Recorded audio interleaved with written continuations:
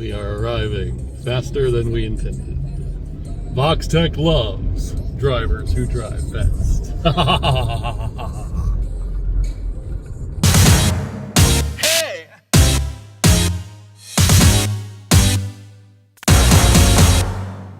This is the halftime live!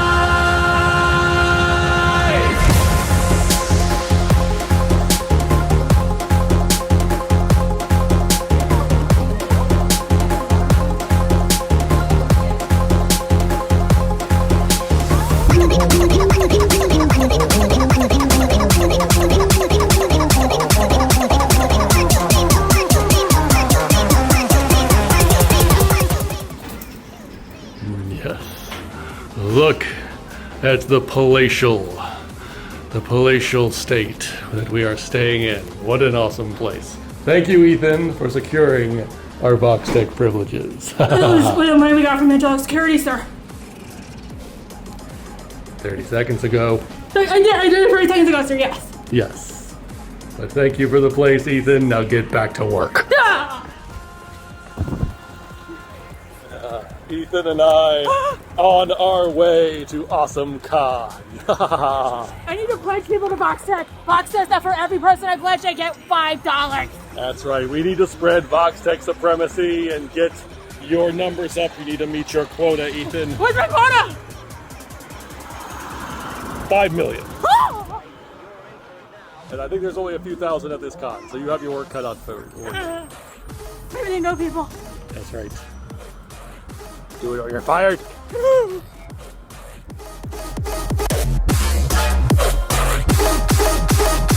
that beat back.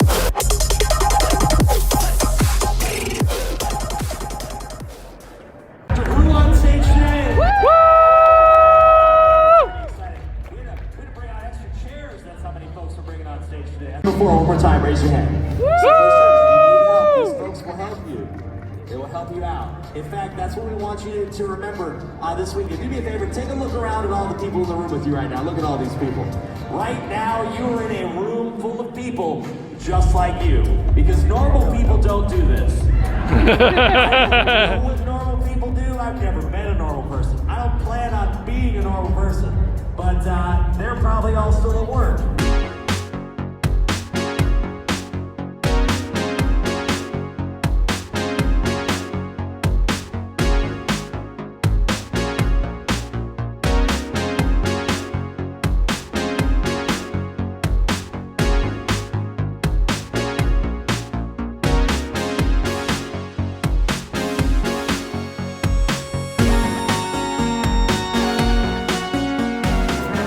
Yes, yes.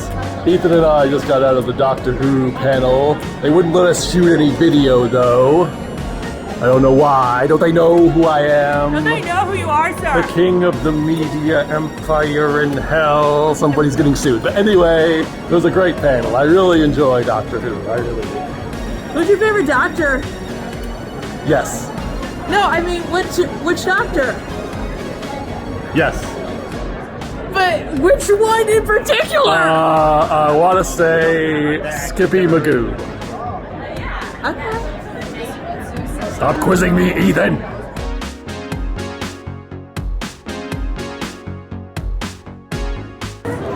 That's right. Contract for VoxTech. Ethan here being a good little stooge and collecting so many souls for VoxTech today at the AwesomeCon. How's it going, Ethan? So good today, spreading the word of VoxTech, sir. I haven't slept in 72 hours, and I will not sleep until I get you over 9,000 signatures. Adequate performance so far, Ethan. Adequate. Really Maybe even close to satisfactory. Time to recharge the Vox batteries. I need a pick-me-up. I do not want to shut down on the job. It happened once. It was very bad.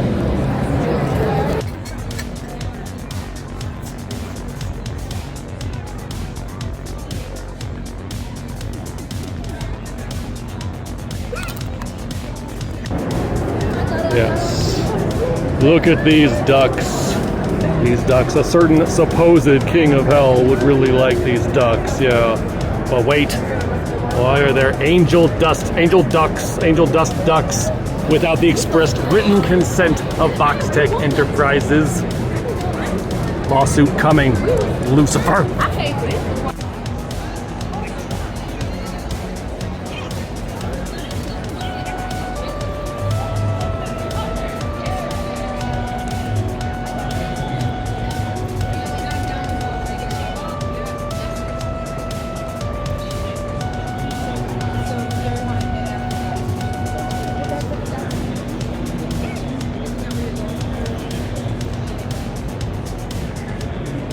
I'm a dog girl. There's so many celebrities here. I can't even believe it. I'm a dog. I'm gonna literally die. I can't even believe that. I can't believe it. I can't believe that. I can't believe that. Oh my god. Oh, what the hell was that glitch? I know Vicky starts with a B, but she's not part of the B's. Why the fuck did I become Vicky just now, Ethan? Sir, I don't know what happened either. My soul and my body. Look into that. Contact our IT department. Get on that shit now. Throwing up the Vox signal to find the rest of our crew. Where are they? Throw up the Vox signal, Ethan. Throw up the Vox signal, Ethan. Where are they? Where are our friends? Where did they go? Damn it. This place is an airplane hangar. It's too freaking big. I said airplane, sir. I can't take it.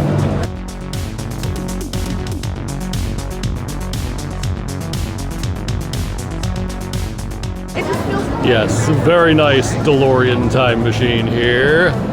And despite the rumors out there, I would not want it to go back in time to relive a certain moment with Alistair and maybe get him to sign it.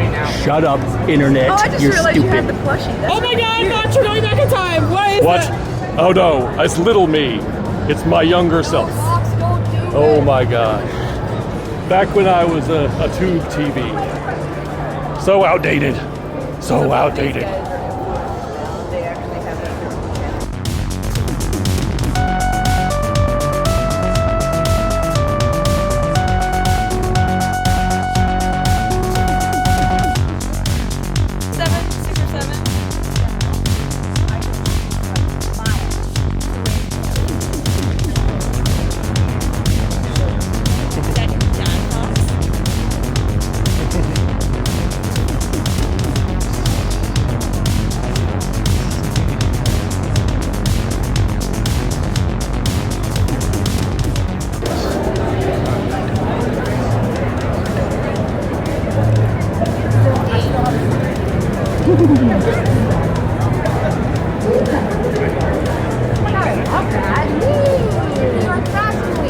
Was it really? How much? Out at Brooklyn Museum.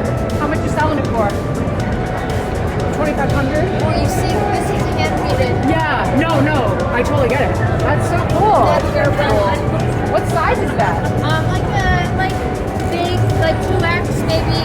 But I wear it myself. I like an oversized fit. Wow, that's awesome. Not everything is that much money. Right. There's things that took like 400 hours. Sure, that's fair. But please take a look at all. Obligatory convention.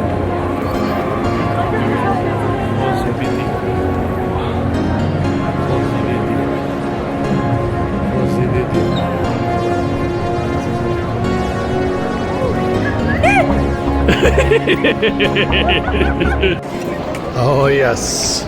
Look at all of the droids, Ethan. Look at the droids. Yes. Should I draw up a contract? Yes, it is definitely time that Voxtech spread to the galaxy far, far away. So, hey, let me get this straight. These are the droids you're looking for? They are indeed, maybe possibly the droids we're looking for. Contract pending. Look at the terms, because if they don't meet my satisfaction, I will throw them out of my building. Get the fuck out of my building.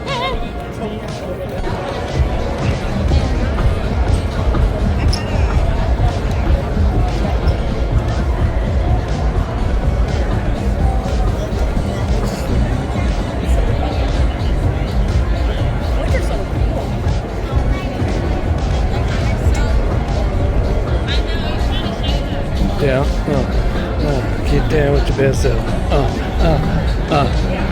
Get down with your best self. Let's go.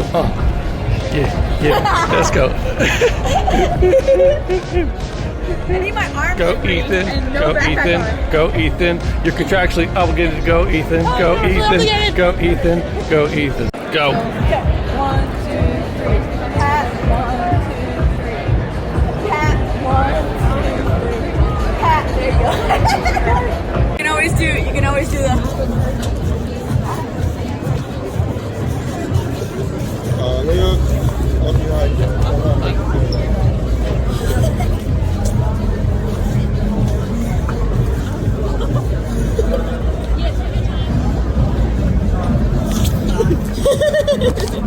How was your day, Fox? It's going great, isn't it, Ethan? Isn't it, Ethan? Yes. Are you putting up good numbers, Ethan? Yes. Better be. Tell us all about it. Good minion. Vox Tech loves good minions. Are we going minion? Yes. Can I have a day off next week? I'll take it under advisement. That's awesome.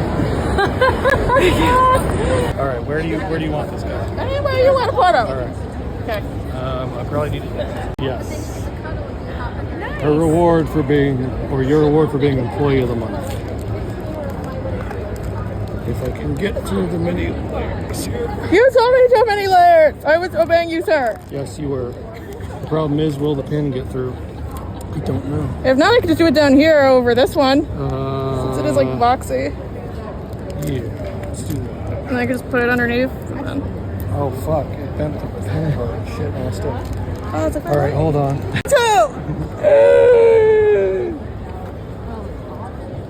Your reward, Ethan, for being Vox Tech's #1 employee of the month.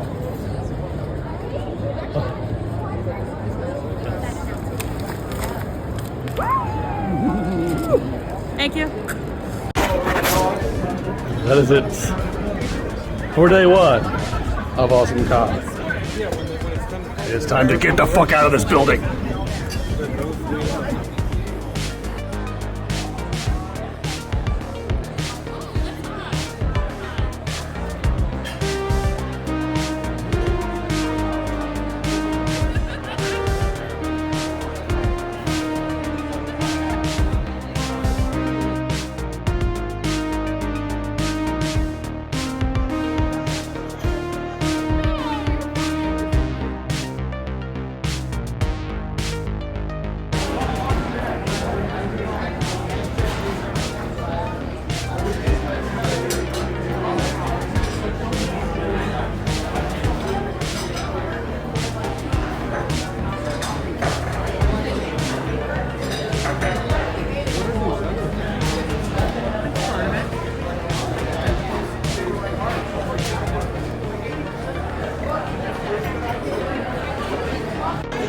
But there must be a reason why he's not doing it. I mean, I kind of want to know what that is. Like it's not a sport.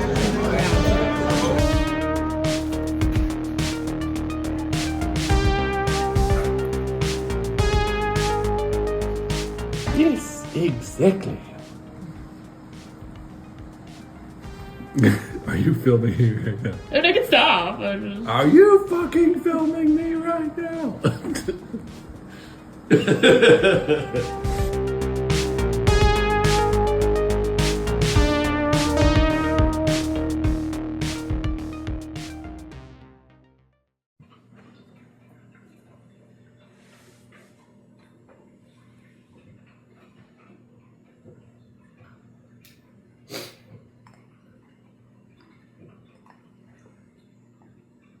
What are you plotting? Me? I'm Missy. They gave me the face thing at IHOP, and to my surprise, I had to make it, and I don't care because it's such a non-conformist goth one. Oh my god. Oh my god. Oh my god. Pain. Your pancake is in pain. The pain. It's not even gonna taste good because it's in pain. It's gonna taste like pain. I love pain. Mortality and our inevitable death. Yeah, it's so goth. Dark and goth. So goth. Pain. Pain.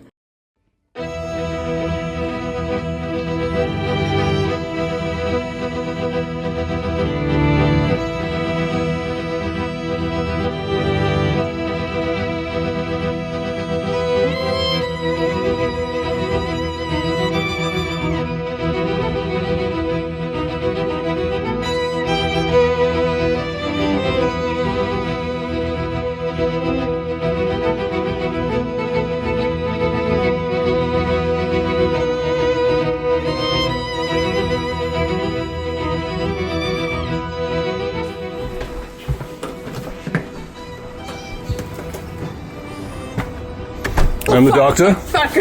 I'm the doctor, but probably not the one you're expecting. Oh my god, you look so good. Hang on, I gotta think of it. Look how fucking cute I am in my stroller. Ozzy, look how cute I am. It's kind of like a very creepy scene.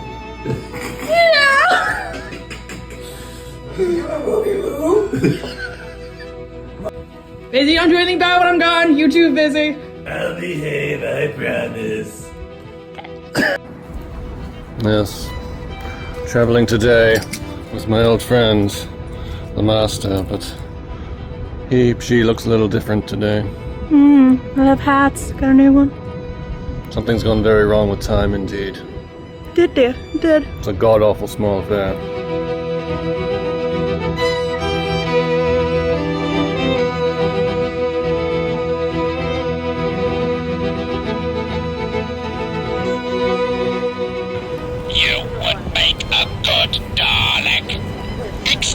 It's so excited to go to the con today, Doctor. Oh my god. It's enemy of the Daleks. You must be destroyed. Look at how proud it is to be a Dalek at AwesomeCon today. You would make a good Dalek.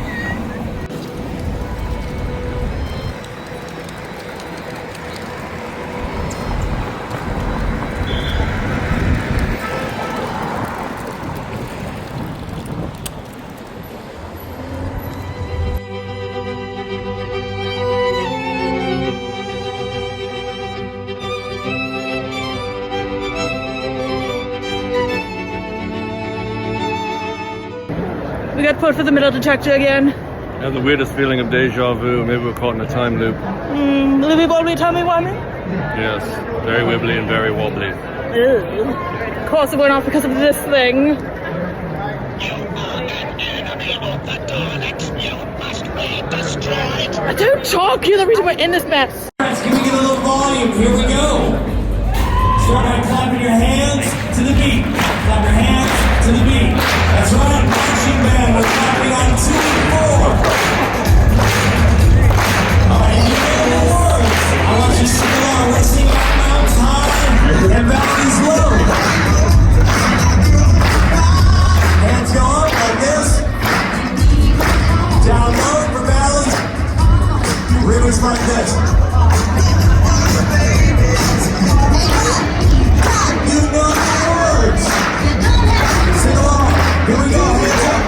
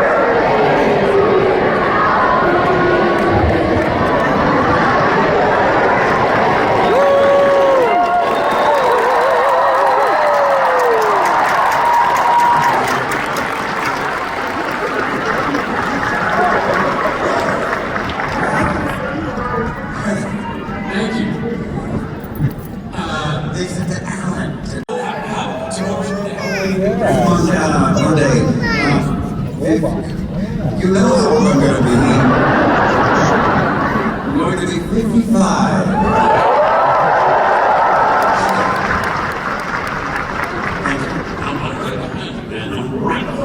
And then we will roll call that for seniors. Are you serious? Yes. I've got no, that's real? That's real? Oh, great.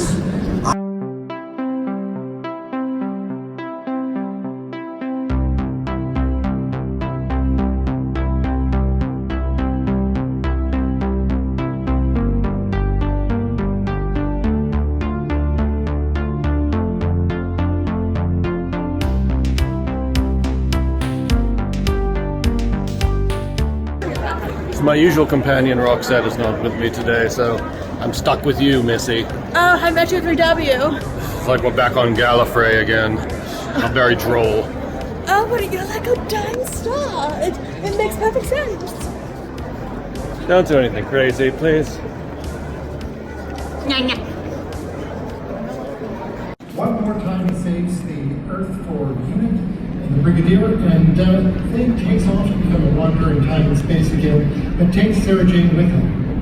The Fourth Doctor is famous for his ridiculously long scarf, his floppy hat, his mop of curly hair, and his bulgy eyes. This Doctor is a Doctor who looks and acts the part of an alien. This Doctor can be silly and childish, but also can be deadly serious, and bounces back and forth between the two with alarming rapidity. The 1980s brings us the fifth Doctor, Peter Davison. Of course, he wore a celery thing on his lapel. Not sure why. But at any rate, he had a very large TARDIS crew. Quite a few of them, in fact. And he became probably one of the more human Doctors as a result. There's a lot of infighting on board the TARDIS, especially with Tegan and Patrick. But at any rate, he did battle against the Master quite a few times. Colin Baker jumps in with even more color, as you can tell, and is kind of nod to the past with the first Doctor, where he starts off very grumpy and almost abusive, actually. But fortunately, over time, and thanks to Big Finish, he has mellowed quite a bit, and has some of the kindest heart of most other incarnations. Also likes cat lines for some reason.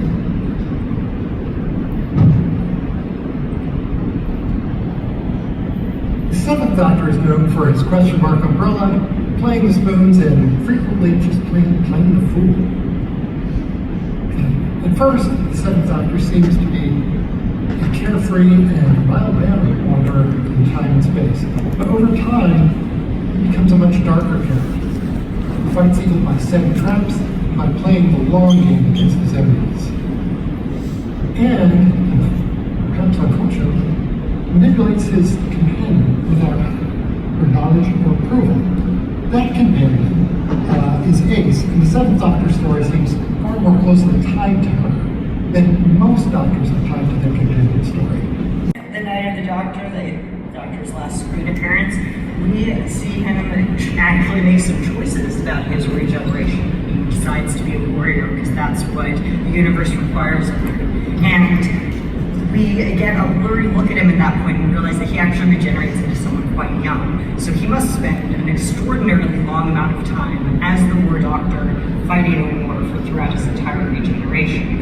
And, you know, it ends very tragically from the Doctor's viewpoint, but actually this Doctor is a phenomenal hero who manages to save Gallifrey along with the two of his other incarnations, but he is left thinking that he fought this horrible war for his entire life, and then the only way he could end it was by destroying everything. The Ninth Doctor. While ninth in number, this is my first Doctor, and it may be many of your first Doctors as well. This really came in 2005. We are rebooting Doctor Who. We're going to have a new Doctor. We're going to reintroduce big concepts, but it's a short incarnation here with Christopher Eccleston. We only get one season out of it, but never skip 9. It's a lot going on here. We get some dark edginess. We see the brooding. And we have dark black leather. It's actually a very conscious choice by the actor too. Not to get too flashy with the looks, this was a new thing for Christopher Eccleston to actually try his role in some comedy, and he wanted his personality to really show that side, rather than, to get caught up in what might be goofy clothing. But more and more we get Rose, and we get a story in which we see a lighter side of this dark Doctor. And more or less, I think he's healed when he comes to a new regeneration. And that is into the 10th Doctor. This is actually an interesting regeneration. It sets the stage for a lot of regenerations. Before this, we see the doctor, you know, down on the ground, regenerating, like somebody who presumably just died. But from here on out, we often see someone standing up into a big flash of energy. And that's how people are, you know, more or less going about it these days. And that's started right here with the 9th Doctor. Coming into the 10th, that I said before, you know, doctors come in all different shapes and sizes. This is a common shape and size for the Doctor. We see a David Tennant-like Doctor many times because this is my first transition of a Doctor, but it was really easy. And I think part of it was because just the way that David Tennant brought energy and charisma to this character just really resonated with me, made it a smooth transition. It's also pretty easy on the eyes too. I don't think that hurts. But yeah, like really, when you think of Doctor Who in the new era, you're often thinking of David Tennant. So I think if you had a tertiary, you know, grasp of the Doctor and you wandered into this might be who you're thinking of. I'm regenerating. All right. So coming to 11th and 12th Doctor. Here we have two extremely dynamic Doctors that kind of have major themes running through there. So with our 11th Doctor, we have the first time the Doctor really has to face their own mortality.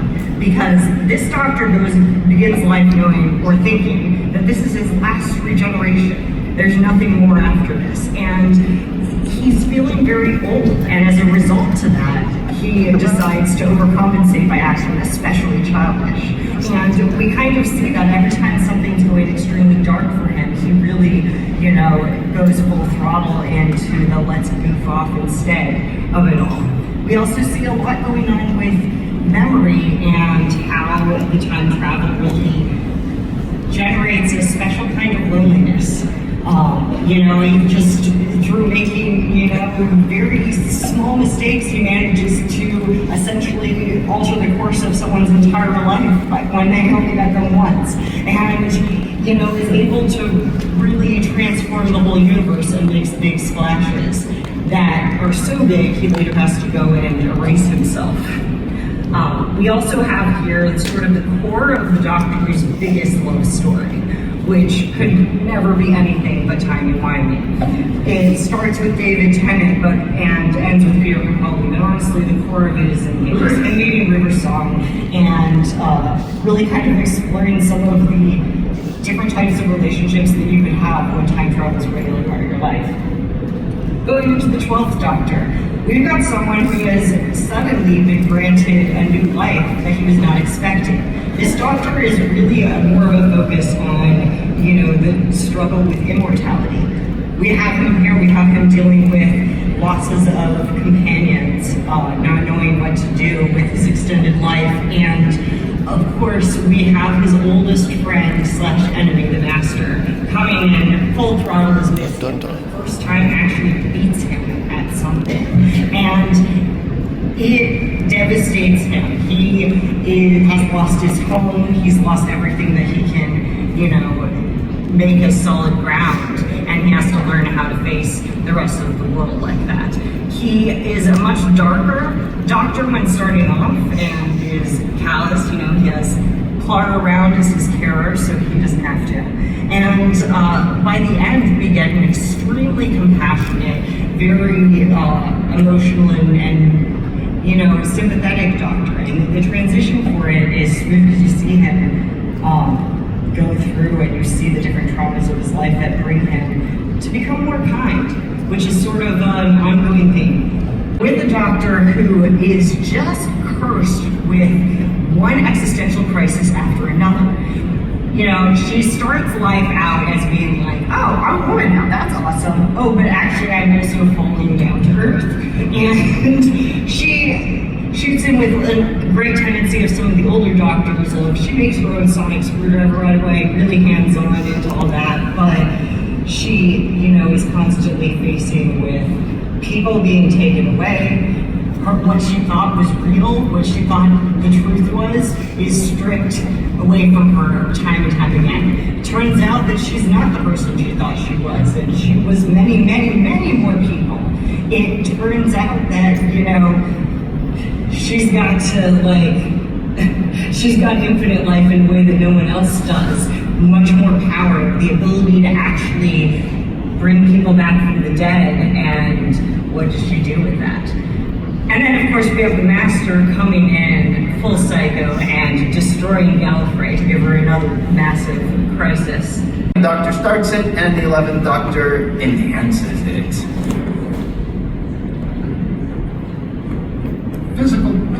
Physical prowess. Different doctors seem to have different physical abilities. The first Doctor, of course, always had Ian along to handle the fighting and the rough stuff. But others, like the third Doctor, seemed quite eager to get on with themselves, despite the fact he had loads of unit troops hanging around to take care of the physical stuff most of the time, if he had wanted. And yet, he seems to want to use that illusion of hue. At any rate, there's a wide variety of things here. It doesn't just mean fighting. Sometimes it's running, sometimes it's running off, wandering, climbing off cliffs, or in the seventh Doctor's case, falling off. Even so, some Doctors seem more likely, when the party gets divided, to take the part of tinkering on devices or looking at technical solutions in one way or another, and sending the companions to go off and do the physical stuff. And that gets reversed sometimes.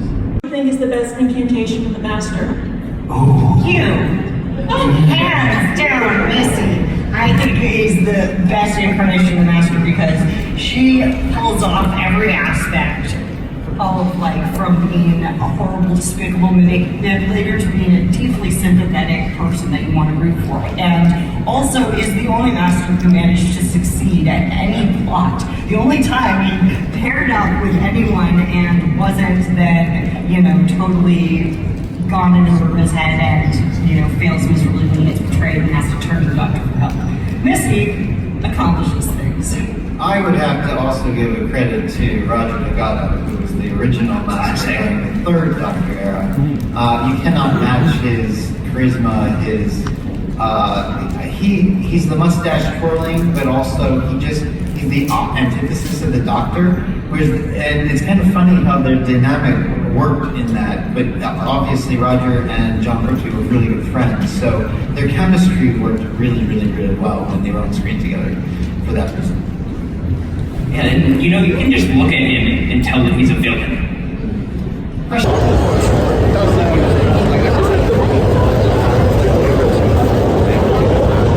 What do you think you're doing?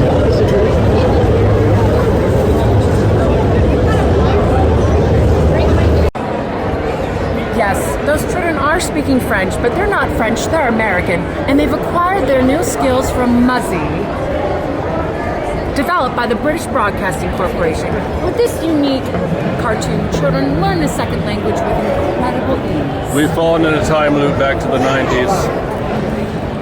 This is very strange. Missy, are you responsible for this? Are you responsible for this? Whatever this is. I just wanted a bit of fun here. Also, we have another superhero with us. Can you help with the situation at all? Are you any help? I will cast you into the bog of eternal stench. Oh, but I thought it'd be a good birthday present.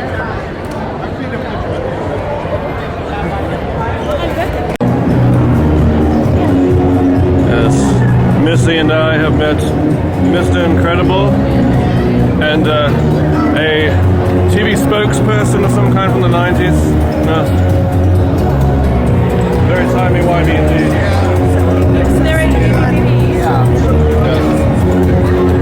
Wasn't for naught. Yes. I'm going to go meet a former incarnation of myself with my crew. And my former best friend, now enemy. You know what you did. But you can learn French. What's the French breakfast here? I have some bad news for you, Muzzy lady. You're going to be replaced by an app called Duolingo in a few decades. With this unique method.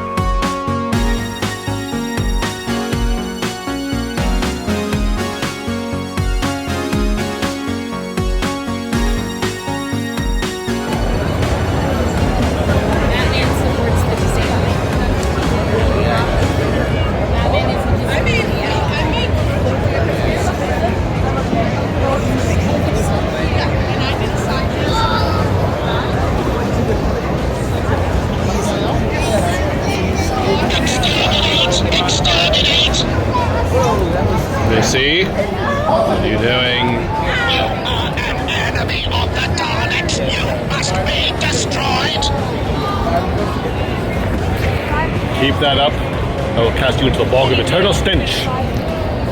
You would make a good Dalek.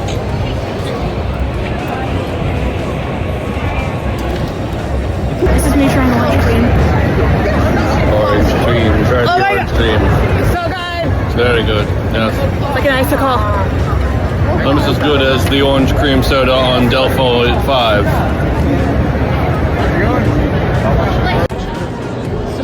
Oh my god, the Dalek is floating. Oh my god, and there's no stairs. Oh no. My ill-timed pull.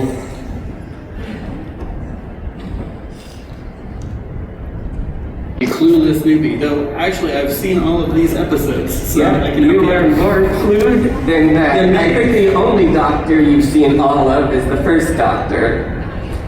So that works for today. Or at least listened to missing episodes of stuff as well. But yeah. And my name is Kieran. I'm a Doctor Who fan who got caught up in the Katamari Damacy of their process as they went occasionally. I started doing panels with you because I live around here, which turned out to be a vital quality. But also, I do tend to ramble on about the subject too much, which is great for a confined time frame. And I am Sean Gleason. I am the creator of the podcast, and like they said, we haven't really been able to do much in the last year and a half because of my various health issues and other such things. Well, our third co-host, Our third co-host who has disappeared off the face of the planet. Yeah, okay, so a bit about Carol Ann Ford. You see, she was born in 1940. Her career, she had an uncredited role in something in 1948, but it really started in 1957. And a couple of big things that she did before Doctor Who was the movie Gay Petrifics and an episode of Z-Cars. I know that it pains you to say It pains me to say that, yes. In 1961, which is where the producers of the show first really noticed her and began to think about her for this role. One of our April Fool's episodes was watching an episode of Z-Cars because it comes up so often with the overlap. Z-Cars was one of the premier BBC television dramas at the time. It was a police drama. Brian Blessed was in it. Other than that, you are not going to ever need to see an episode of this show. It is a very early 1960s police show from an era when that was not a thing that even looks like cop shows now. It's odd and very uneventful. Well, it just shows a lot more educational, and you can really see that in these early episodes. They're trying to like kind of check the boxes and shoehorn that sort of thing in. And absolutely no bug-eyed monsters whatsoever, right, everybody? Yeah. Right. None. No weird aliens, nothing like that. This policy lasted nearly 6 whole weeks. And there was going to be a point in time where Susan was also going to be a master of karate and a psychic. They kept one of those, sort of. Yeah. You know, in reviewing this, there's a lot more kind of like telepathy links than I had originally recalled. I mean, the main one being in the Sensorites, but I guess we'll get there. Yeah, the Destruction 2 has a lot of reference to the fact that Susan is... It is the main way they choose to show Susan as not being human. I think Keys of Marinus, she also is affected by the plants. Yes. They're very mean plants. I would be as well. So yeah, just a little bit of some of the things that we are kind of planning on discussing here. Susan's impact on the show as we go on, her impact on future companions. Basically, we're going to talk about Susan's role in each of these episodes, and we'll see how much of this we actually end up discussing as we go along. Think of what Susan's role in the Daleks was, and the only thing I have written down on my notes is Susan freaks out. Well, there are a few things. I mean, at one point, everybody is suffering from radiation sickness, and she's able to kind of be the go-between. She's the one sent out back to get life-saving medication. She is the one who interacts with the dolls initially. And part of that is that all of the conflict was between the Doctor and Barbara stuck in a cell together. So the person who is outside that conflict makes the most sense to send out on the plot-related errands. But she gets to be a little brave in their combat against the Daleks. I think she blinds the one that has them captive with some. She's the one who shoves the dirt in its face. Yeah, in its eyes. That little proboscis. And she also cares about the people she meets much more than the Doctor does. She cares about the Thals being the ones who don't die in the course of this story in a way he is frankly indifferent to at the start. That's kind of what I was saying too, and then maybe we're getting a little ahead of ourselves, but like without Susan here, she's the first companion that will end up departing. The Doctor has to step into the role that she sometimes fills. Yes. There's like a sandstorm that's really amazing. It's an elaborate recreation of the actual there's all sorts of weird desert effects that sandstorms create. They went to an immense amount of trouble and fired a lot of sawdust into the faces of the actors, and we don't get to see that. But yeah, she has mentioned in the past that this is her favorite story of the ones that she's been in. And she gets a lot of different things to do in it because she makes a friend from the time period who she has a lot of screen time. She gets to, have scenes where she's just joking with friend for the only time in her run on the show. Yeah. Well, yeah, I guess she's relegated to a role kind of similar to the Aztecs. Here, we can get to that. And they needed to get the ground running in order to be able to get her teeth to be aired. I just remember thinking that it was really abrupt, and I mean, like, it's still always hard when a companion leaves, but I thought that this one was, like, jarring. It was the first time that it happened for me, and... for anybody. Well, yeah, but I mean... and I don't know, I didn't quite see it coming. I mean, I know from your description that she was kind of unhappy with how things have been going, but I mean, like, this is the first big shakeup for the series. And it actually has real emotional weight. Doctor gets a wonderful speech at the end. She gets to act quite a lot. Also, the fact that Hartnell had one of his weeks of, no one remembers if that week he was off sick or on vacation, but the Doctor is just unconscious for a large part of the story. They stumble over an extra pretending to be him at the start of one episode, and he doesn't wake up until the next episode begins. And we spend a lot of time with her living in that reality. I seem to remember he got injured during the course of this story. Hartnell was starting to have his health issues too, which will lead into his ultimate regeneration as well, but that's a little ways off. Yes. Okay, move on because we've only got a couple minutes left.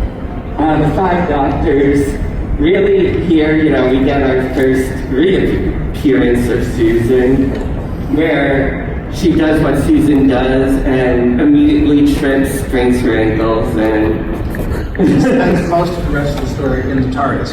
So this serial was like I think an anniversary special. This is the 20th anniversary. And I think that this is the thing that kind of informs most people's opinions of Susan as the girl who's constantly breaking her ankle and screaming. Well, it's just like kind of unusual because in our watch through, we've only done the first few Doctors, so there are all of these callbacks to like classic Doctor Who that I was like, I know that that's a reference to something I've never seen him before. You met the Brigadier once. I met the Brigadier. Yeah.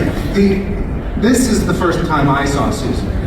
Partly because in North America, the Fourth Doctor's era and the Fifth Doctor's era were sort of the first ones widely circulated in television in North America here. And going back, even the Pertwee stuff, which was in color, was still not something that was would get bought into PBS stations packages or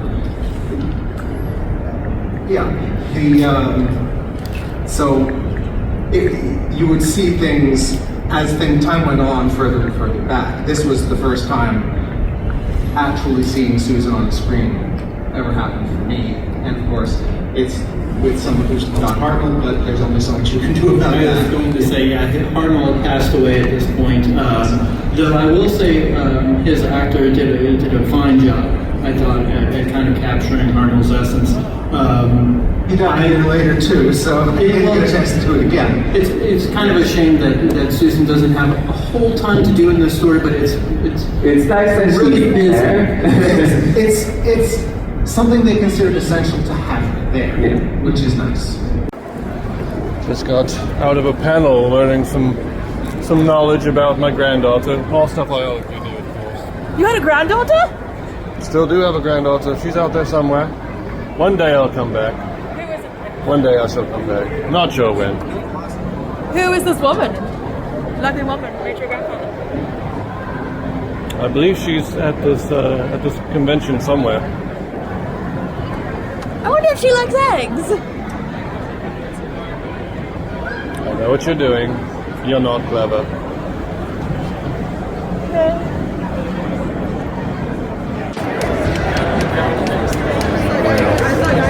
Oh, sorry.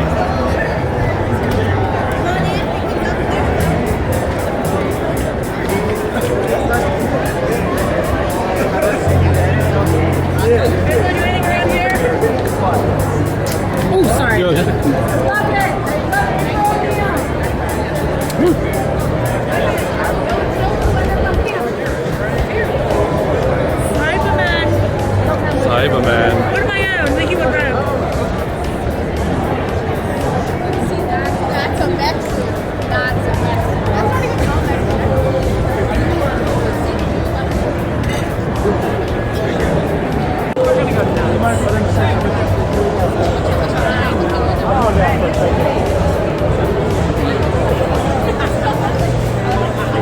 Now it's clear. Perfect. Got it. Go ahead, bud. Here we go. Looking right here, kid. And sir, you're going to go in a little bit there, just like that.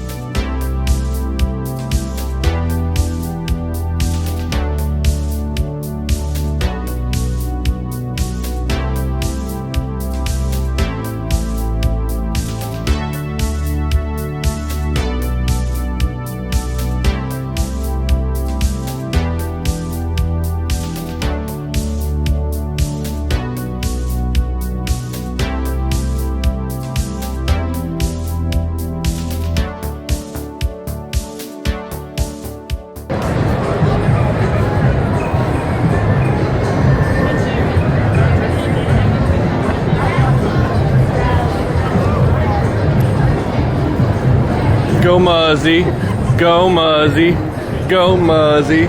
It's your birthday. Hey, go Muzzy, go Muzzy. Yeah.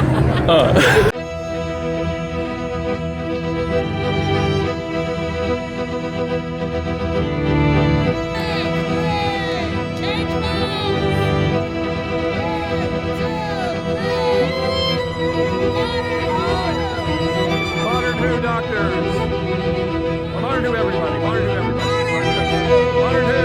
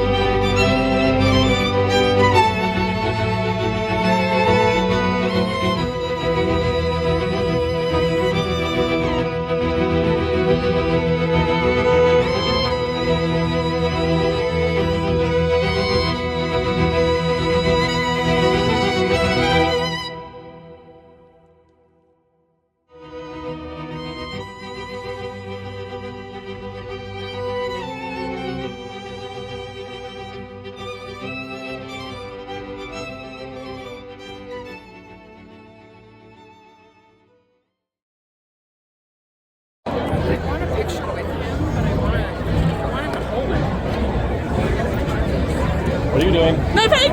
Nothing? Nothing? Tra-la-la? Nothing. I'm smarter than that. You remind me of the babe. What babe? The babe with the power. What power? Power of voodoo. Voodoo. You do. Do what? Remind me of the babe. You're stealing my lines now.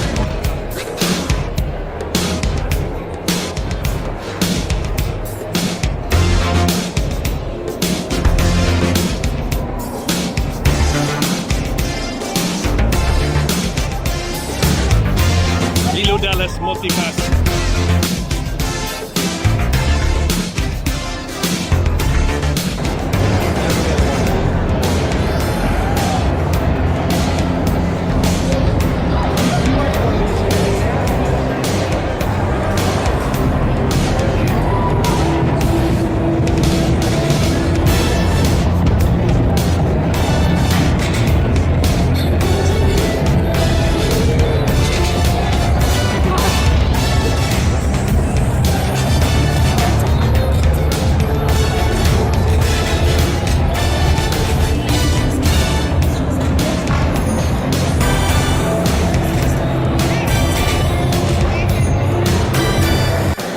Missy, look, there's a Jedi.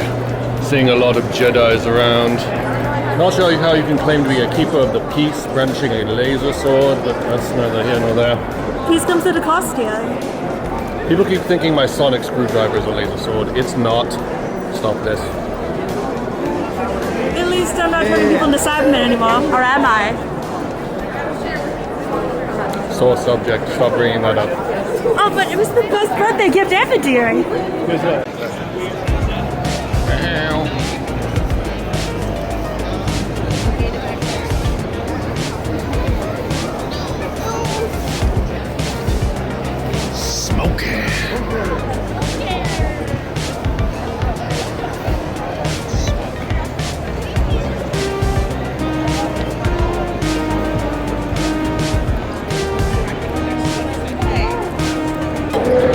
They take water in very easily. So what they would have to do then, once the paper was dried, and that took a little while, they would take another vat that had something called sizing in it. So sizing is something that is... I'm so jelly. Yeah, like... I got... They're pretty jelly. I'm Oh my These gosh. indeed. Oh my goodness. Yeah, you guys are so amazing! That's awesome! They're bigger than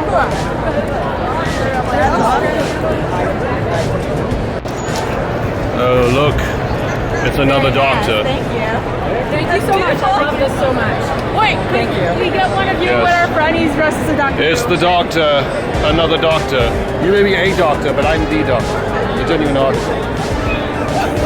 This is awesome, guys. I want to take you guys pictures. Obligatory.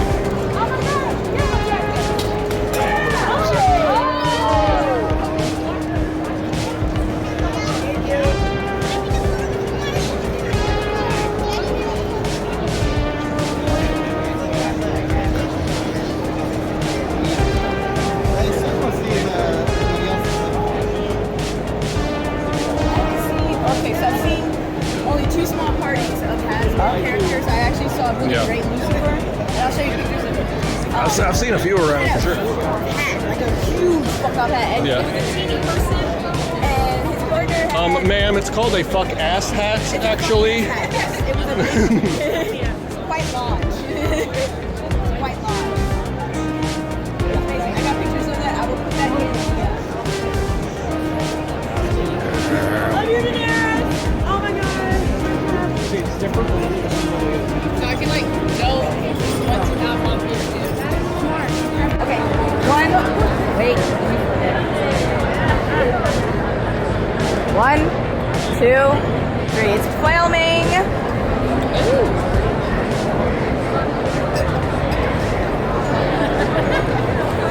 Thank you. You're very welcome.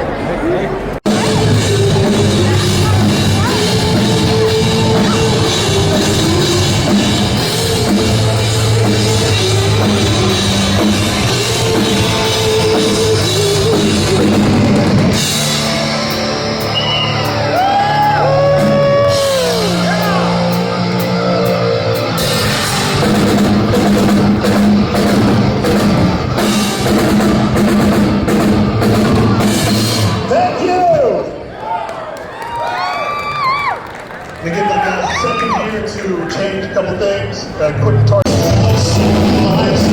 So tell me what is left for me. I'm giving up everything.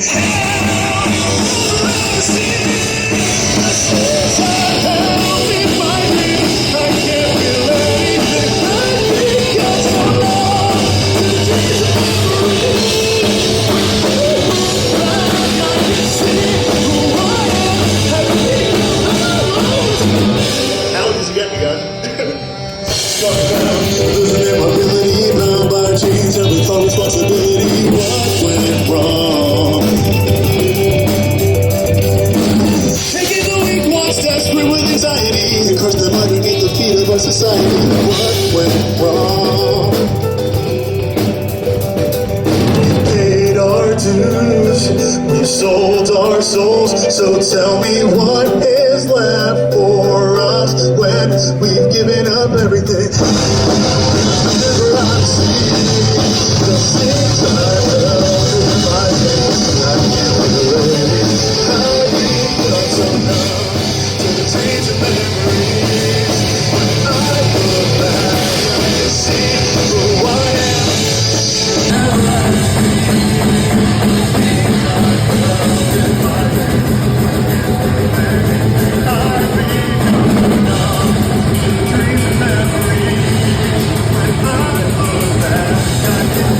Daleks are made of the heaviest metals.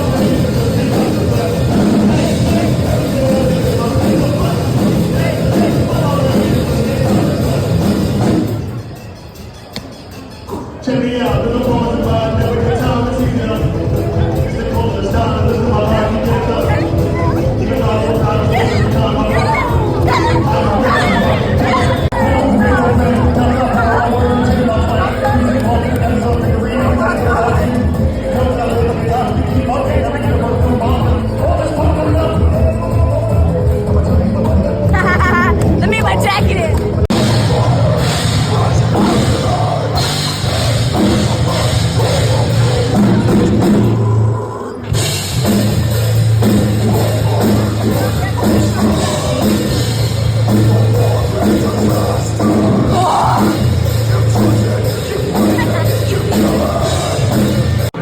All right, Missy. I'd say it's been a pleasure hanging out with you today, but it hasn't. You guys are back. Cool.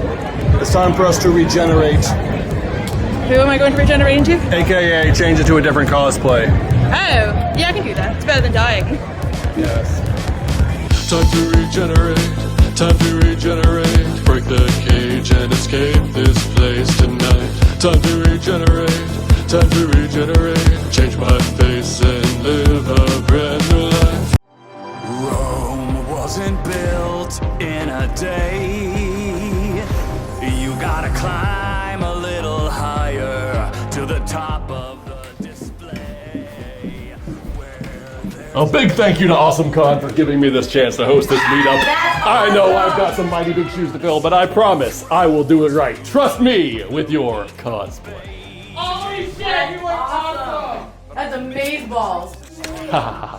That is amazeballs. If you want it, just take it. The world's yours, don't waste it. Go make the stars align to shine brighter, brighter than the heavens in the skies above. You'll be. Really call for a god of late night TV. That's it. What do you have to tell your fans? Trust me with your entertainment. Mr. Whitman, sir, what do you say about this plush? It's a very nice plush. It's like looking into the future, where I shine brighter. You'll cancel every question mark. Yes. Vincent and Ethan. And Angel Dust. How you doing, boys? Mwah. Heading back to AwesomeCon. Let's go. Ethan, why are we getting checked at security? Don't they know who we are? It's Don't they know who I am? I'm Vincent Whitman, god of late night We're TV. like celebrities out here. Oh my god. That's right. What is going on? Ethan, we're about to go to the Death Note panel. The god of late nights. But you're my About god. the god of the new world. But you're my god, so aren't you the god of the world? I should be. This Kira has some competition.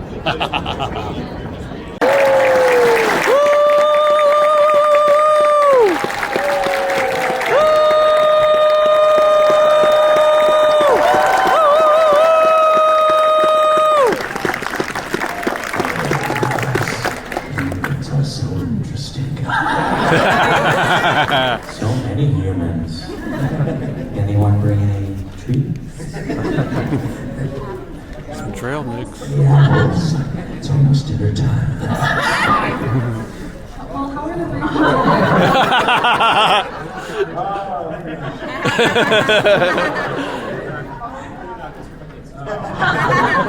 Well, we'll be doing fan questions, so if you have a question, start thinking. There's a microphone right here on this side of the room, so start thinking. But to kick things off for the three of you, we're approaching, I think, 2 decades since you recorded Death Note. Sorry to confirm the passage of time, but I am curious to know what your relationship with Death Note kind of looks like now, across, all these sort of fan conventions, getting to meet more people, hearing the impact that your roles have had on people. How has that kind of evolved for you? It's incredible. It's bigger than it's ever been. I think I can say that without hesitation. When we did this, almost 20 years ago, it was a different time. Anime was, you had to really seek it out. It wasn't mainstream at all. And so while Death Note was a phenomenon back then, I think it's exponential, the sort of virality of it now, which is amazing. It's so cool to be in a room this big with all of you guys because of this one story. So yeah, thank you. I agree.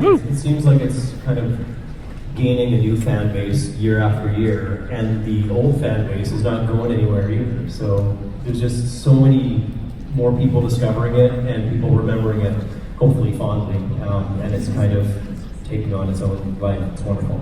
Your dub that kind of sets it apart from its peers. We are very good.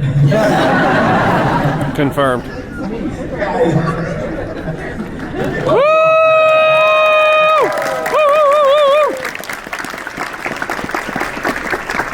I don't know, I've long since given up on trying to understand the whys of this industry and why sometimes things work and don't.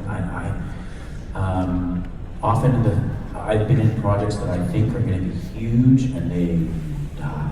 And something that I've done, even Death Note at the time, it was a really cool character that I legitimately loved, and it was a show that if I had just been flipping through channels, I would have stopped and watched, so I knew it was cool.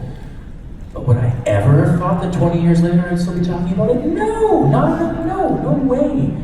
I have the same feeling about a few Barbie DVDs that I did. I was enough for a while, and would I ever think 20 years later I'd still be talking? No! But here we are. You're also very fortunate on Death Note and a lot of other series that we worked on, anime and otherwise, that we had an incredible director named Carl Willems, who really appreciated the subject matter, understood and knew each of us individually from working on other projects, that I think he had a good idea in his head of how it could come together with the cast that they put in place. And without his incredible vision, I don't think it would have come off as well as it did. So, hats off to him for doing such an incredible job, trying to visualize how it was all going to work, you know, like I said, bringing in one actor at a time, and he had to have an idea of how these characters were actually going to interact with each other in the final edit. So yeah, we only can go in and we're really hyper focused on our character and the performance we give for that scene one at a time as we go through those scenes, and each one of us focused on just our scene, whereas Carl has to see the whole episode. And he has to know a bit more than the whole episode, what's coming in future episodes. And I remember getting notes from him, let's pull this back a little bit because he knows something else that's coming where that's where I want the build to be. Or let's make this a little more humorous because this is a great part to lighten a little bit. Make Ryuk even be a bit more silly with this sequence than maybe he was in the sub version. So a lot of credits certainly goes to Carl, who we managed to. We're so excited at Fan Expo Vancouver, where we're from. We managed to get Carl to come in and do a panel with us in Vancouver, and I think a lot of the fans were appreciative to hear some of his comments about the work he did on that show. Well, us too, because we're so tired of hearing each other's stories that we were like kids in a candy store with Carl out there. Oh, talk some more. Tell us your version of it. Yeah, it's great. Tell us how great we are. I hope you're not too tired of hearing yourselves talk because we are going to turn into fans now. Hey, okay.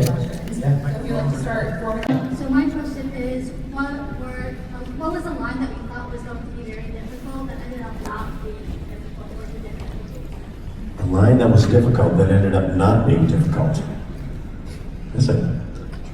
I'll take a potato chip.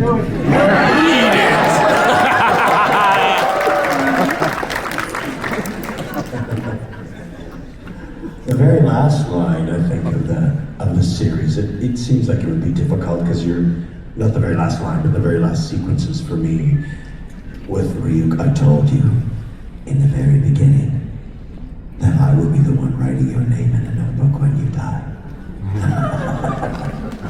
That one was difficult for me. There are many types of monsters in this world. That whole speech, I just remember thinking, this is a big monologue. I gotta get this right. But then it just sort of flowed, and it was, I think it was like one take, and yeah, I remember that. We're that good. Great question. What's your name and what's your question? My name is Daniel Madison. Oh, sorry. My name is Daniel Madison. I wonder which one is better live action to you, the Japanese version or the Netflix version? Japanese. Not even close. Not even a contest. Also, if you can find that one in English, we provided all the English voice tracks for the dub of the Japanese live action film. So, props to Willem Dafoe. I think he's a pretty cool Ryuk. But the guy who played L in the Japanese live action just killed it. He was so good. Yeah. Thank you. Great question. Thank you. Next up, what's your name? What's your question? My name is Lynn. I'd like to know what you think your characters would order at a coffee shop. Caramel macchiato, double sweet, triple sweet, with whipped cream and sprinkles. Thank you. I would be upset. I would only want apple juice. Apple spice latte. Yeah. Chocolate milk, extra whipped cream, and maybe a bendy straw. Thank you. What's your name? What's your question? Hi, my name is Hazbin, and I hear a lot of people talking about if they think Light is justified in his actions, but I was wondering if you thought that if Ryuk was justified in his actions. Thank you! What wacky friends do you have that think Light is justified in his actions? Sheesh. Anyways, That's it for him. I'm sorry I was bored. Maybe nothing would have happened with the book, but of course I was justified. I'm a god of death. I can do what I want. Don't encourage him. Hi, again. My question is, what is your opinion of the Japanese live-action films compared to the anime? Compared to the anime, interesting. Yeah, it's kind of cool that the manga is slightly different from the anime, which is slightly different from the Japanese live-action films, which is a completely different world from the Netflix. So, I like that they took the story and didn't try and into one film. I like that they had a series of films, but I kind of like it for a little bit of variety. Yeah, that's all I have to say about it. Great question. What's your name? What's your question? I'm Jim, and my question is about your time with Ocean Studios, because they were kind of the gold standard for a while for anime dubbing and you know, X-Men and stuff like that. So, do you have any fond memories of some of your other cast members there that you worked with in the past? Yeah, absolutely. I worked on, it was the beginning of my career was at Ocean Studios. I did do a G.I. Joe series before, but Dragon Ball Z was, Vegeta was my first anime role, and that was at Ocean. It was a blast, just kind of learning all about anime and the world, screaming my guts out, losing my voice. It was an insane process. But like Carl Williams, who directed Death Note, we worked on lots of projects with Carl. James Cargill, who currently directs not so much dubbing anymore, but a lot of other shows. He's one of the main directors of all animation in Vancouver. It was a fabulous experience, a great place even for new performers to sort of cut their teeth, as it were, to learn the aspects of working as a voice performer in a place like Ocean Studios. And we had a lot of fun in that place. It was great.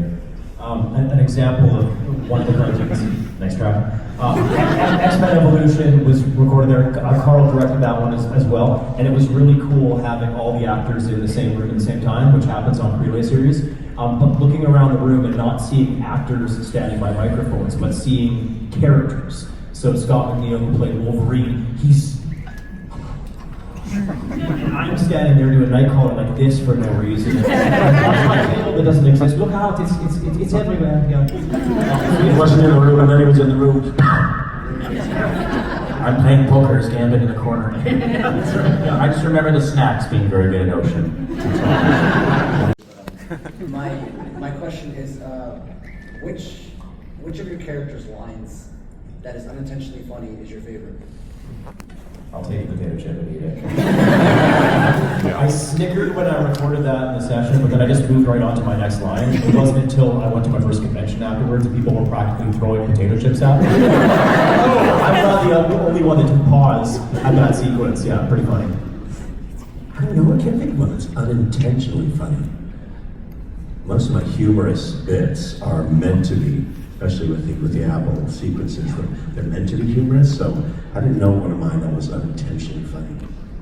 Yeah, like similarly, I just love his relationship with Misa, and when he's sort of subtly dissing her, or not so subtly. And one of my favorites is just when he's like, actually, I find you don't gain weight as long as you burn calories by using your brain. Thanks. Good question, thank you. Misa, fire away. My name's Leah. If you've seen or you've listened to the musical, what is your favorite song? I love Where Is the Justice. I've been into. Do you guys have that? Yeah. Stalemate is one that I've kind of been listening to a little bit more. I just love that kind of funk vibe to it. But Hurricane is also like a very pretty, beautiful song. So like those are the three that I'm kind of listening to over and over again right now. But I will expand my repertoire as I, dive more into the musical. I still do like it, the Rem and Ryuk song.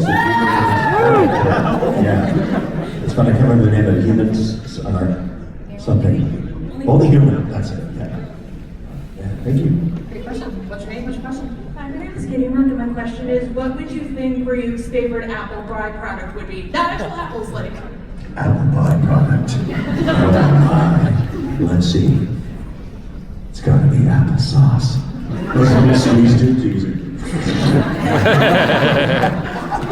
Concentrated. I'd love to see him full of apple cider. Exactly. The apple teas. Yeah, apple teas. What's your name? What's your question? I'm Sophia, and I was wondering if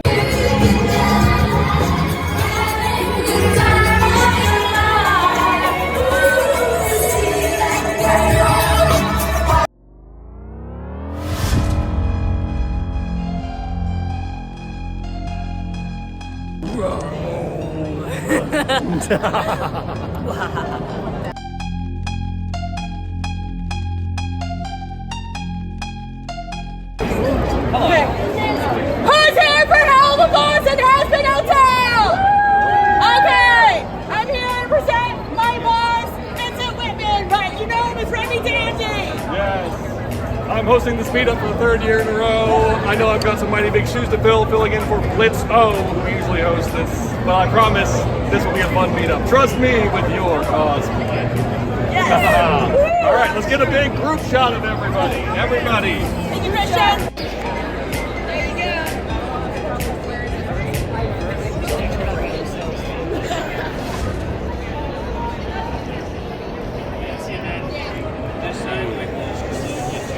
Cool. All right. Yes, Baxter, get in there. Yes.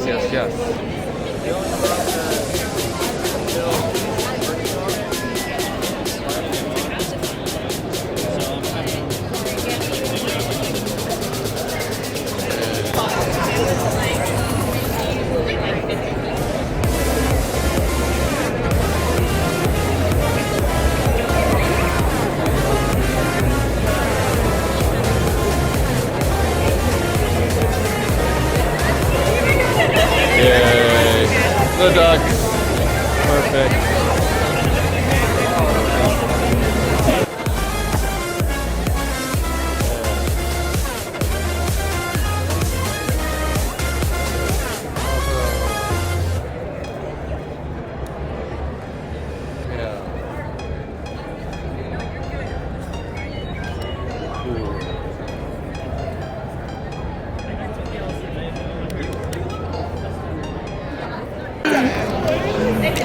Nifties, get ready. Stab. Can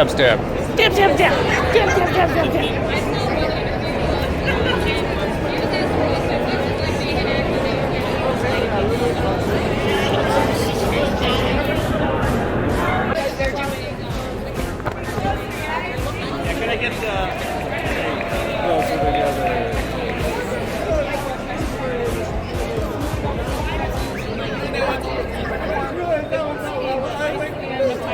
My crap and they don't let us do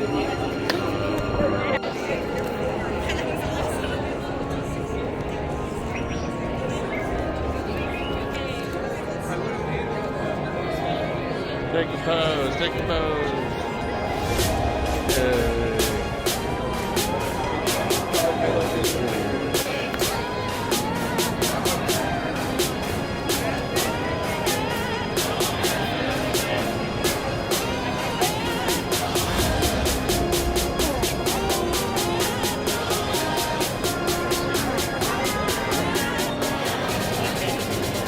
Yes, father-daughter moment. Father-daughter moment. Yes.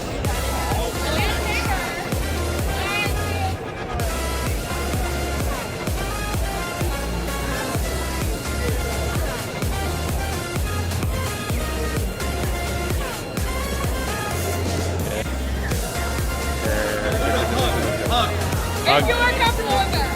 But you are, so that is good. We love the father-daughter love. I have paper. Oh, there's another nifty coming. Yes, another nifty. I got the 3D Baxters and 3 nifties. Yeah. Mad scientist, bitch.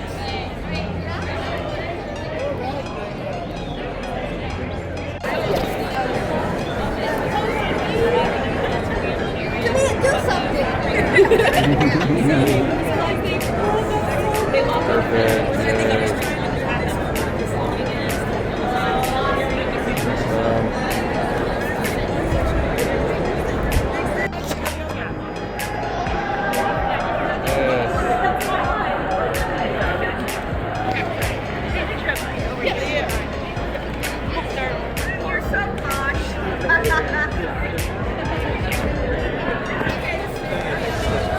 Nice. Abel, give Loot the. 1 second. Can we put you together again? 1 second. Can we do one more for you guys?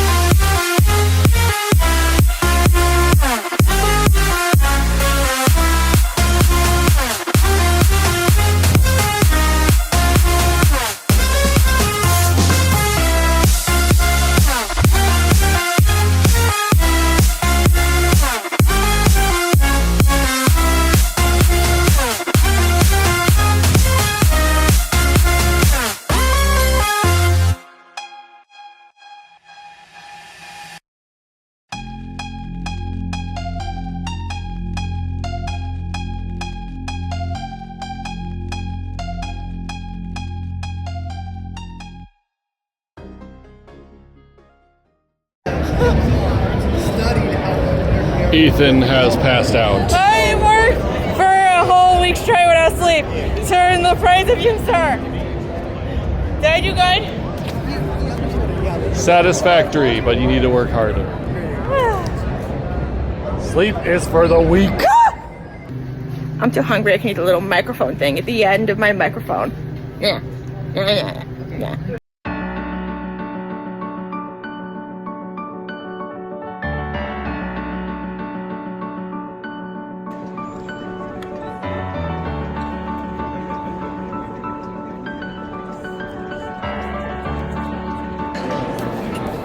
What I was going to say is I would love to do Ursula or Cruella de Vil, but I need Mariah to come next year.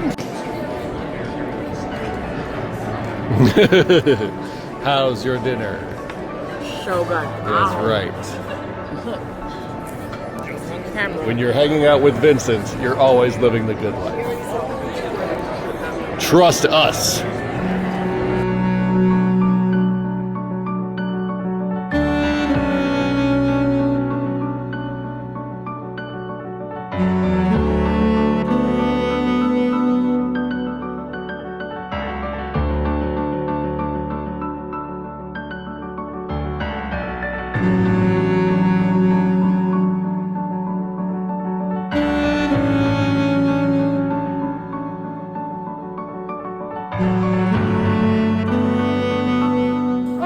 Look at the boys. They were so well behaved while we were gone.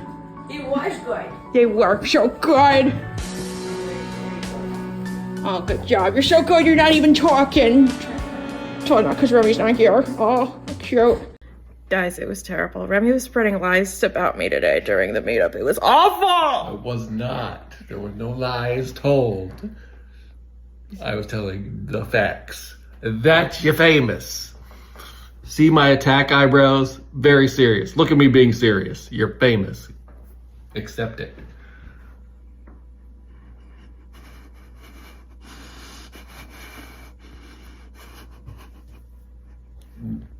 The sooner you just realize the truth, the healing can begin.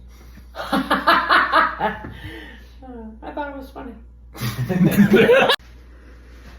Oh my god, guys, I was at AwesomeCon today and we were meeting a bunch of celebrities, but you're never gonna guess who I met. Oh my god, it's the stars of Firefly Vendetta. Oh my god. Oh my, Remy Trail, the rock star from that one band, like, he's here in DC. Oh my god. David and Bianca, holy shit. Oh my god, I am screaming. What do you need to say, Rem?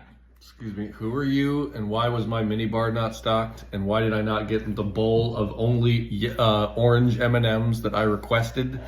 Why did these things not happen? My demands have not been met. You will be speaking to my management. Anything else you guys want to tell me? Okay. What do you say? Okay, what do you say?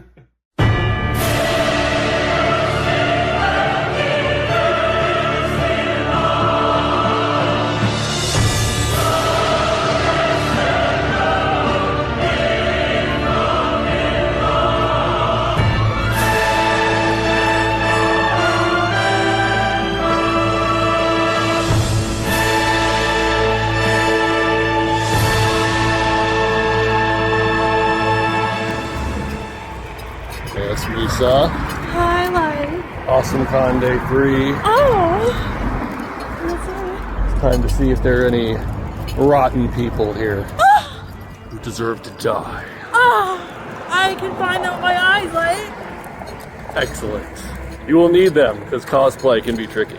If I find enough people, will you finally be my boyfriend? Maybe. Oh, maybe it's good to know. I tolerate her. Still got a little less than an hour to go. Do me a favor, we've added some more people to the room. If you've got an empty seat next to you that isn't full, just raise your hand. We're going to fill it with a complete stranger. Somebody that you're probably going to know, love, and cherish for the rest of your life, or you'll never speak to again. It's two options.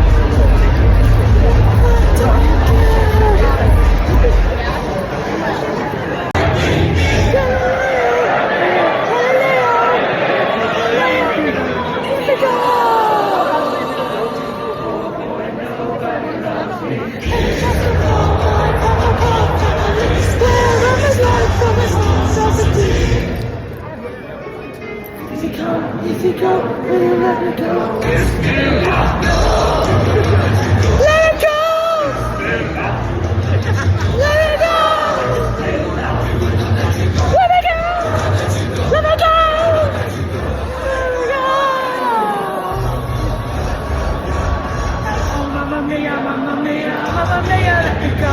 Beelzebub is the devil put aside for me, for me, for me.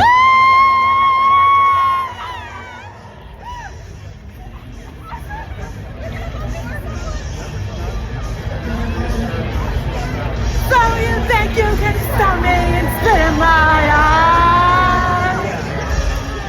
You think you can love me and leave me to die? Oh, baby, don't you listen to me, baby? Just gotta get out, just gotta get right out of here.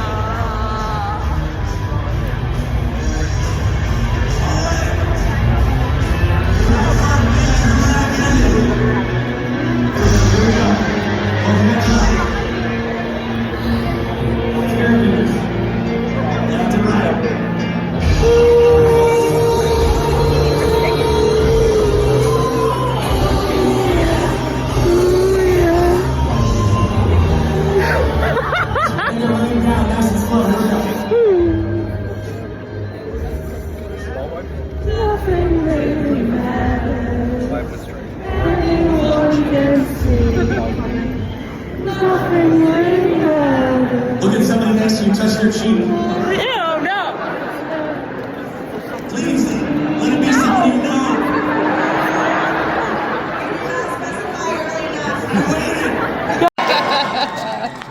I'm Nathan Fillion. If Adam were here, I'm sure he would say, Nathan, if we were doing this, there'd be a lot of moving parts. We would need Joss's blessing. I got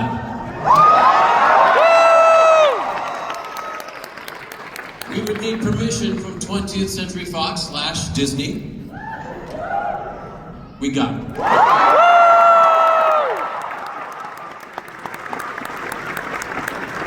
We would need showrunners. I got them.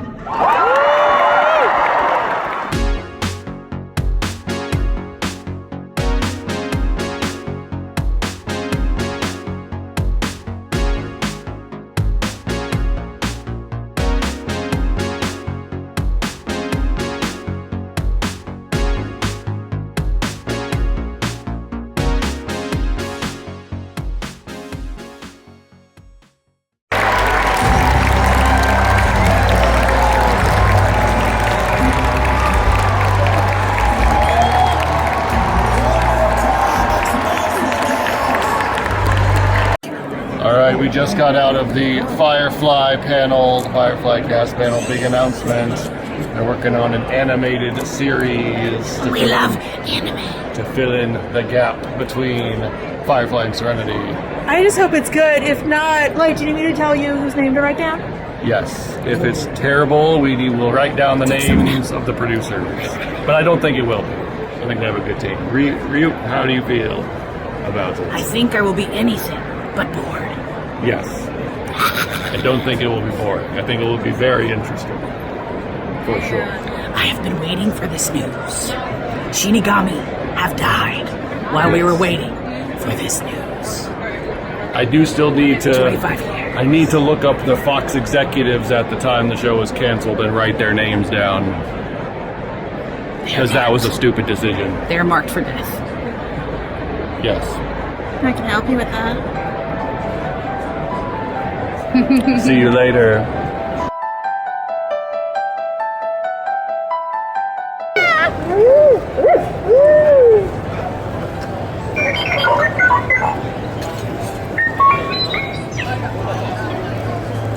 I've been in line for a while.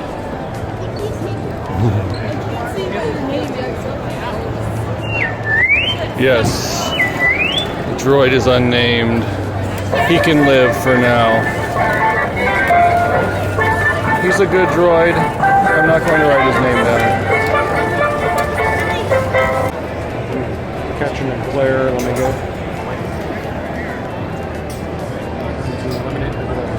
3, 2, 1.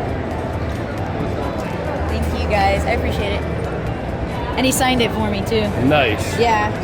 I didn't expect him to be here again this year, but I was actually cosplaying one of his characters. So this is Snapdragon No, yeah, from right. the Kabuki series. So Nice. when he saw me, he was like, that's awesome. You know, he was just like really nice. He's like, I'm so glad you're here. He's like, why don't you just take a print? I was like, are you kidding me right now?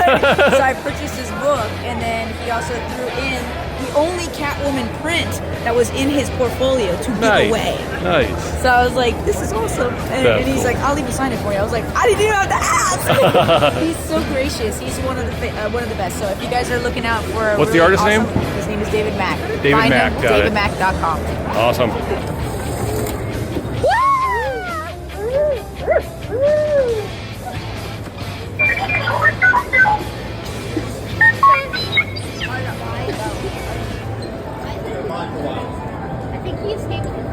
I can't see what your name is with my eyes. Sure, it's something.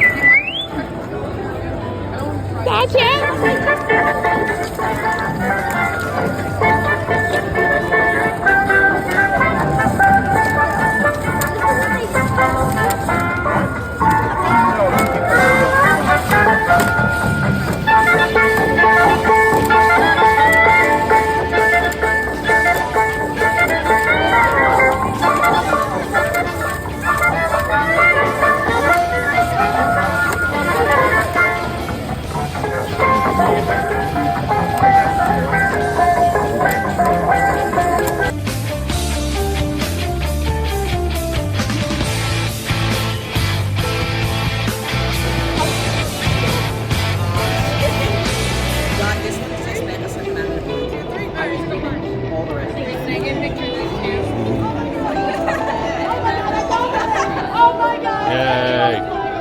There we go. We have a whole group coming. Yes. Oh, yes. Here we go. I knew it. I knew it. We're ready to begin. Presenting Everybody touch the Death Note so you can see Ryuk. Touch the Death Note. Presenting the organizers of this. We got Scarlet Siren as Ryuk, and we got Remy Danny as Light. Thanks, friends.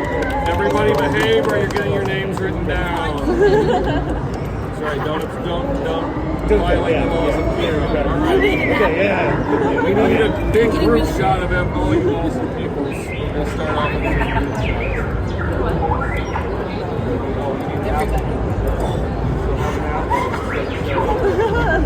get another one of your awards. I was trying to get rid of her. He was getting twitchy. Like I've seen a couple of it. Not with the actual wig. You not being inspired.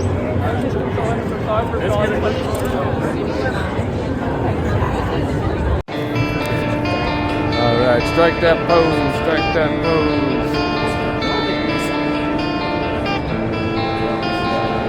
Oh my God, is that Misa from the cover of 14? Oh my goodness. Or 18, whatever it's called. 18, I think 14. 18. I'm sure it's 14 by now. Let's not go there.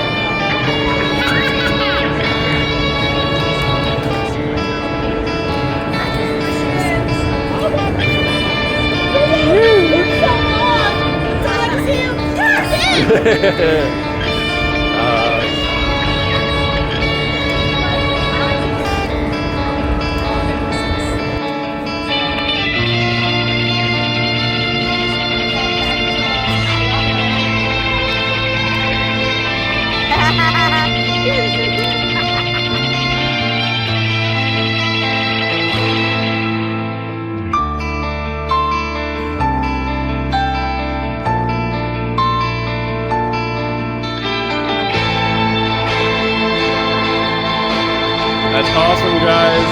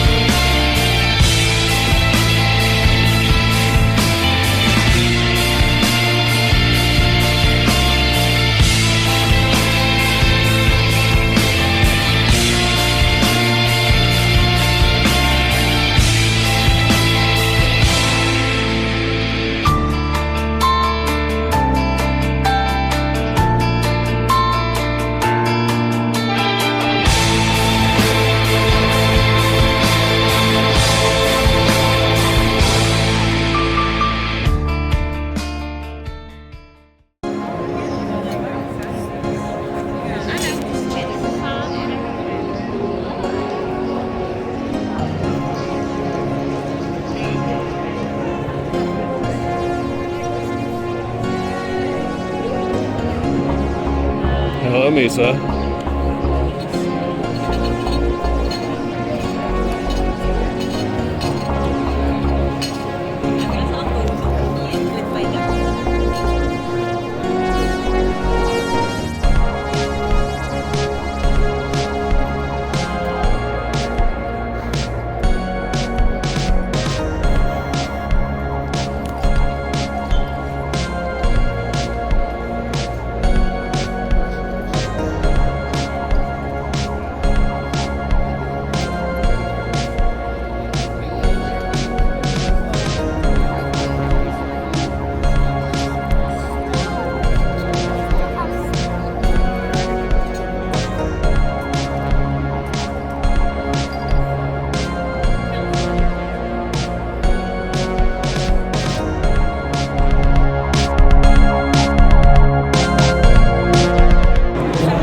Misa has passed out. I lost my hair! Okay, yeah, I saw that. This is why they kicked you off the Pop Music Festival, Misa. Yay! Stop! Fucking talking at me! Snickering at me! This is so frustrating!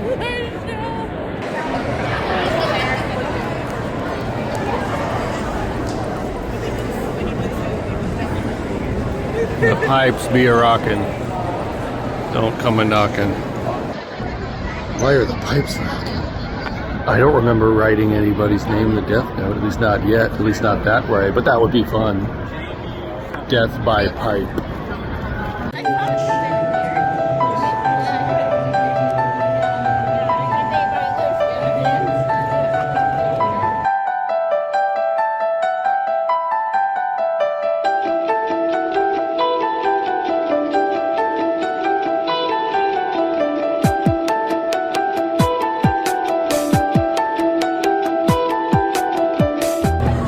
This is the line for Alan Tudyk. And Alan Tudyk is right over there. That's the line, and to meet Dave and Fillion. And Remy and Juliet are right over there. And there's a very good chance they might get hit on. So we'll see.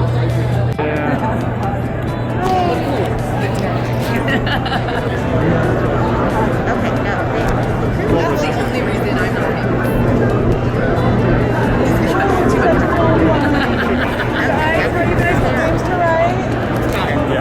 Oh, there's so many people in line. Should I tell you guys what names to write down? Yes, all the people in front of us. You get to the front because gods get easy access. Ryuk, I'm gonna need help on this. I can find them. Ryuk, if you get us to the front of the line, I'll give you an apple.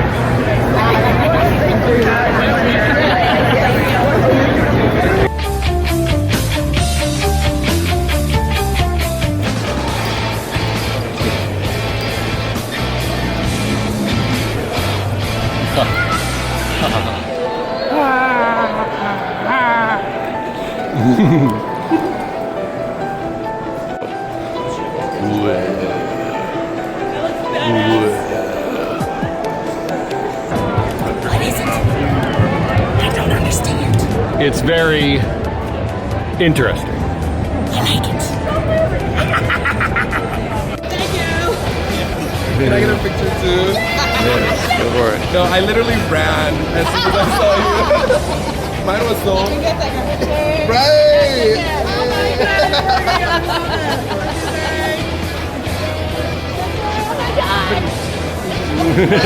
Oh, yeah, it is. There you go. Shinigami style.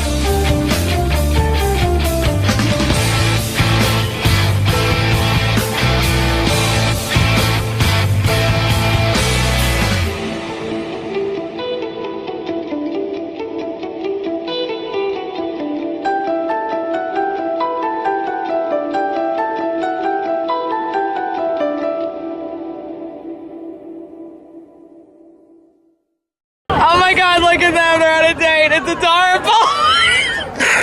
do a video. I am doing a video right now. Oh, I'm gonna take a chip and eat it. Ryuk, you stole my line. That's my meme. Did I mention I'm English? I can't eat them dope. That's fail. Gross! Because they tough gum like that. Are you guys That gonna apple fix. Ryuk getting his apple fix. Feed that addiction. Feed your addiction. So good, I needed that. Who's that? I'm eating one. No, I know.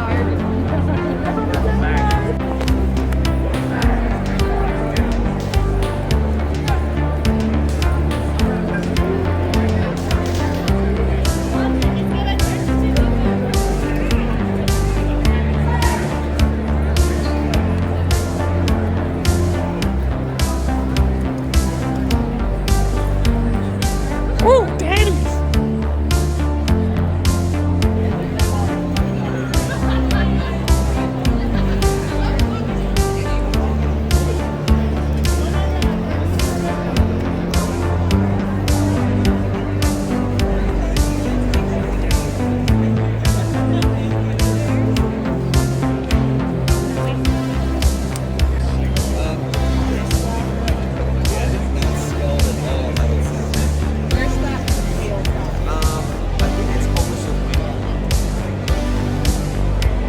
Very boring European. Like not any of the cool European. So yeah, we're trying to get information about how to better support services for you. Because the other thing that I do is teach like compassion.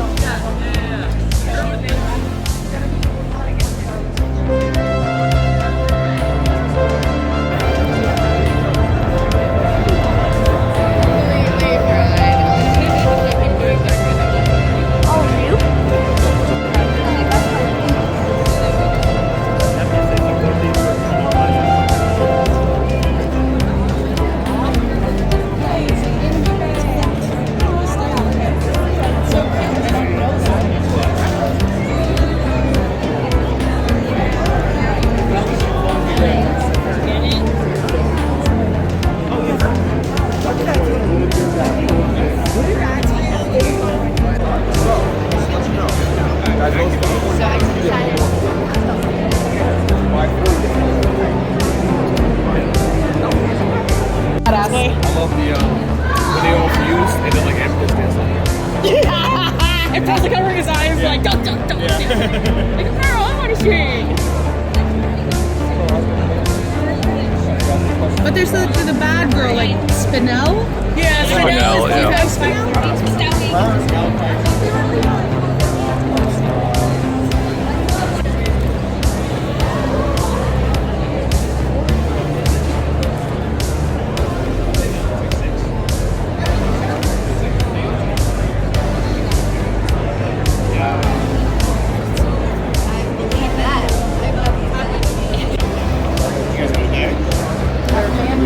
You got a big bag.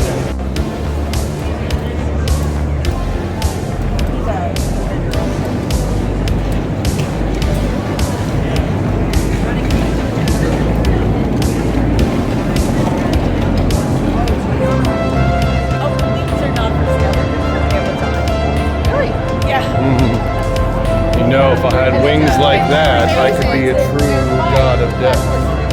That's me. I mean, Shinigami eyes are nice. I mean, they're useful, but you really fly around like a god.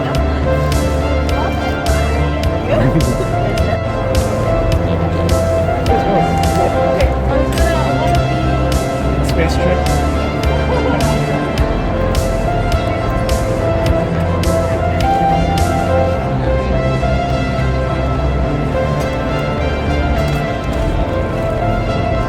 Kristen needs a copy of that photo because she loves it.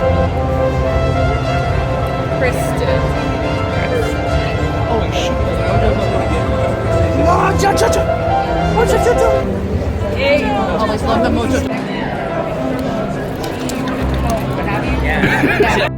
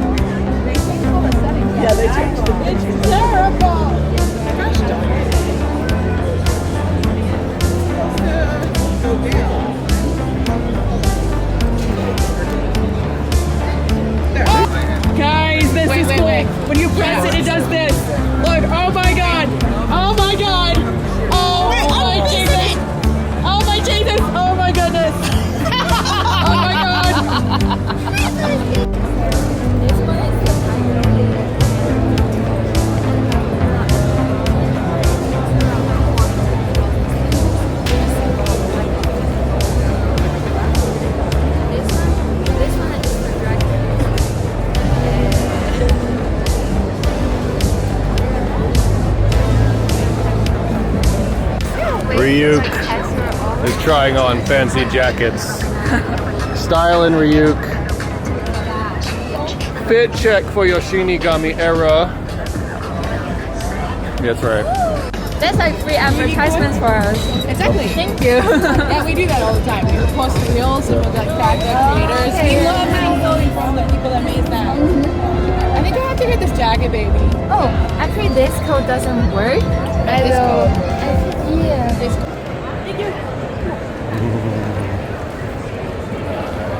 Playing some tunes. There we go. There we go.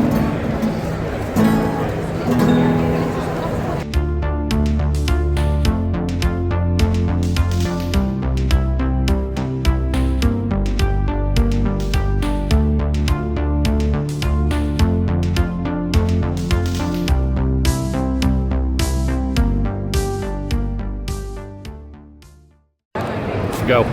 For light. What Ryuk and Misa get up to when Light isn't around? I'm no longer bored. What is wrong with this girl? All right, this is what happens when Misa is gone from Light.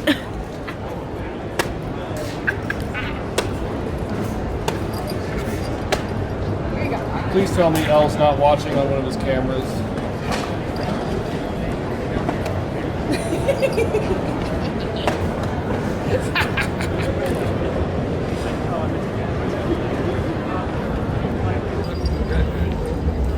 You two look like you fuck each other.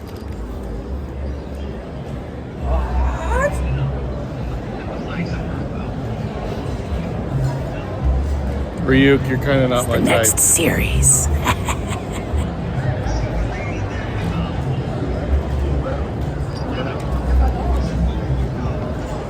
Misa, you idiot.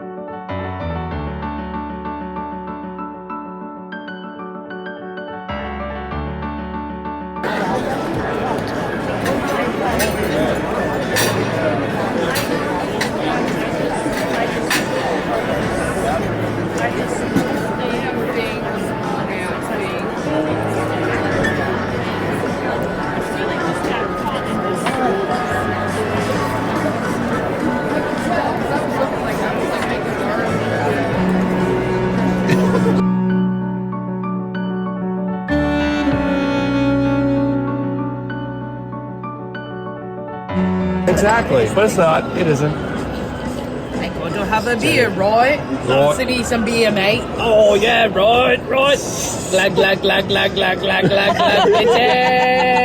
bitches. Why does your cherry sound more like Mom? Gotta have a beer, right, Fizzy? Gotta have a beer, Fizzy. Give me some fucking money. Because all the rest of my cosplays are fucking dudes. My voice pitched the wrong way.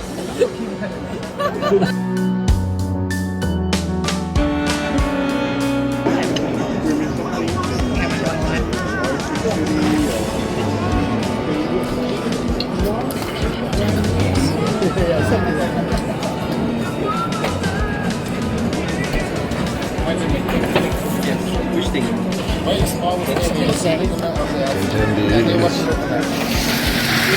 Gods of death, like yuca fries? Yes, they do.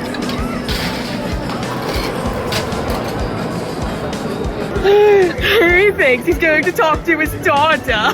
Hilarious!